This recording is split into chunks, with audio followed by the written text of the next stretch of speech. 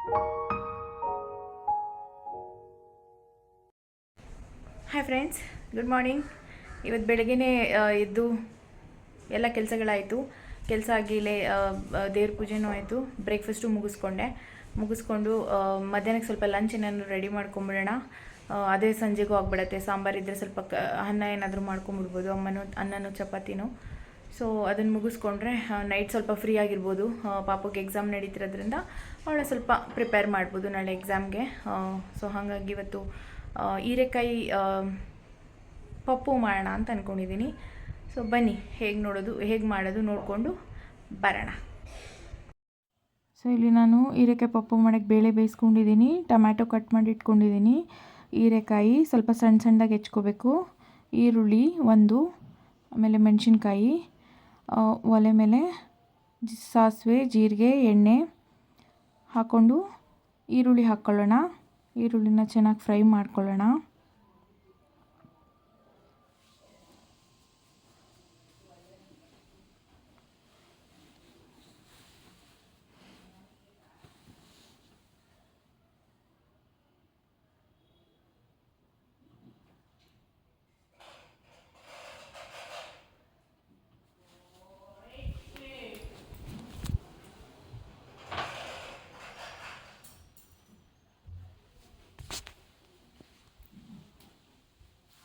ಈರುಳ್ಳಿ ಎಲ್ಲ ಫ್ರೈ ಆದಮೇಲೆ ಮೆಣಸಿನ್ಕಾಯಿ ಹಾಕ್ಕೊಳ್ಳೋಣ.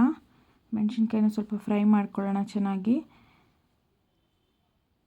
ಅದಾದಮೇಲೆ ಹೀರೆಕಾಯಿ ಹಾಕ್ಕೊಳ್ಳೋಣ, ಹೆಚ್ಚಿಟ್ಕೊಂಡಿರೋದು.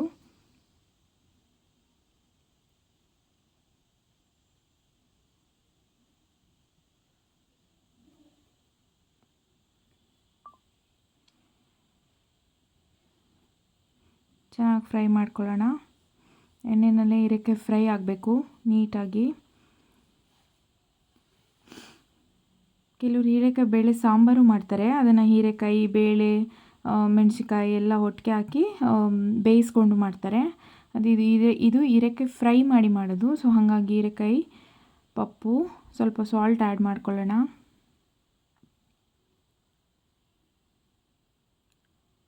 ಸಾಲ್ಟ್ ಆ್ಯಡ್ ಮಾಡಿಕೊಂಡು ಮತ್ತೆ ಮಿಕ್ಸ್ ಕೊಡೋಣ.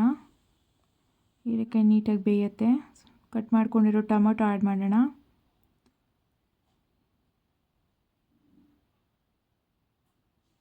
ಟೊಮ್ಯಾಟೊ ಮತ್ತೆ ಫ್ರೈ ಆಗಲಿ, ನೀಟಾಗಿ ಮಿಕ್ಸ್ ಮಾಡಿ ಫ್ರೈ ಮಾಡೋಣ. ಸ್ವಲ್ಪ ನೀರು ಹಾಕಿಬಿಟ್ಟು ಮತ್ತೊಂದು ಸಲ ಮಿಕ್ಸ್ ಮಾಡಿ ಸ್ವಲ್ಪ ಅರಿಶಿಣದ ಪುಡಿ ಹಾಕಿ ಮತ್ತು ಫ್ರೈ ಮಾಡೋಣ. ನೀಟಾಗಿ ಅವಾಗ ಸಾಲ್ಟು, ಅರಿಶಿಣದ ಪುಡಿ ಎಲ್ಲ ಹೊಂದ್ಕೊಂಡು ನೀಟಾಗಿ ಬೇಯುತ್ತೆ. ಸ್ವಲ್ಪ ಲಿಡ್ ಕ್ಲೋಸ್ ಮಾಡಿಟ್ಬಿಟ್ಟು ಸ್ವಲ್ಪ ಹೊತ್ತು ಬೇಯಿಸೋಣ.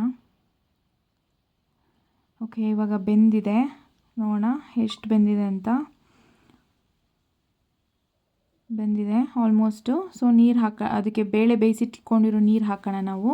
ನೀರು ತುಂಬ ಹಾಕ್ಕೋಬೇಡಿ, ಯಾಕಂದರೆ ಇದು ಹೀರೆಕಾಯಿ ಪಪ್ಪಾಗಿರೋದ್ರಿಂದ ಸ್ವಲ್ಪ ತಿಕ್ಕಾಗಿದ್ರೇ ನಮ್ಗೆ ತುಂಬ ಚೆನ್ನಾಗಿರುತ್ತೆ ತಿನ್ನೋಕ್ಕೆ. ಸೊ ಹಾಗಾಗಿ ಸಾಂಬಾರು ಥರ ಮಾಡ್ಕೋಬೇಡಿ, ಸ್ವಲ್ಪ ನೀರು ಕಮ್ಮಿ ಹಾಕ್ಕೊಂಡು ತಿಕ್ಕಾಗೆ ಮಾಡ್ಕೊಳ್ಳಿ. ಸೊ ಒಂದೊಳ್ಳೆ ಮಿಕ್ಸ್ ಕೊಟ್ಟು ಮತ್ತು ಅದಕ್ಕೆ ಕಟ್ ಮಾಡಿರೋ ಕೊತ್ತಂಬರಿ ಹಾಕೋಣ ಫ್ಲೇವರ್ಗೆ. ಒಂದು ಮಿಕ್ಸ್ ಮಾಡೋಣ. ಮತ್ತು ಕೊತ್ತಂಬರಿ ಹಾಕಿ, ನಾನಿಲ್ಲಿ ತುಪ್ಪ ಆ್ಯಡ್ ಮಾಡ್ತಾಯಿಲ್ಲ ಇವಾಗಲೇ, ತಿನ್ನೋವಾಗ ಹಾಕ್ಕೊಳ್ಳೋಣ ಅಂತ. ಬಿಕಾಸ್ ತಿನ್ನೋವಾಗ ಮತ್ತೆ ಬಿಸಿ ಮಾಡಿಕೊಂಡು ಆವಾಗ ತುಪ್ಪ ಹಾಕ್ಕೊಂಡ್ರೆ ಚೆನ್ನಾಗಿರುತ್ತೆ. ಸೊ ಲಂಚ್ ಪ್ರಿಪೇರ್ ಮಾಡಿ ಆಯಿತು. ಇವಾಗ ಆಫೀಸ್ ಹೊರಡ್ತಾ ಇದ್ದೀನಿ. ಬಾಯ್ ಗೈಸ್, ನೆಕ್ಸ್ಟ್ ವಿಡಿಯೋದಲ್ಲಿ ಸಿಗ್ತೀನಿ.